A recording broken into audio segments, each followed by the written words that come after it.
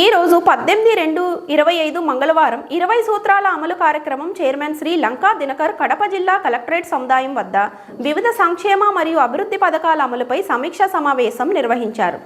Somasila project నుంచి ఒంటిమిట్ట చెరువుకు Srirama lift irrigation scheme 13 కిలోమీటర్ల పొడవున సిమెంట్ పైప్ లైన్తో నీటిని ఎత్తిపోతల ద్వారా ఒంటిమిట్ట ట్యాంక్ నింపుతూ దాని కింద 1014 ఎకరాల ఆయకట్టుకు సాగునీరు అందించేందుకు రూపొందించారు. అయితే తరచుగా బ్లాక్ ప్రెజర్ కారణంగా పైప్ లైన్ పగిలిపోవడం వల్ల పంపింగ్ నిలిచిపోతున్నాయి. ఈ సమస్య శాశ్వత పరిష్కారం కోసం 3 కిలోమీటర్ల సిమెంట్ పైప్ లైన్ బదులుగా ఎంఎస్ పైపులను అమర్చాలి. దీనికి వ్యయం 10,40,00,000గా అంచనా వేశారు.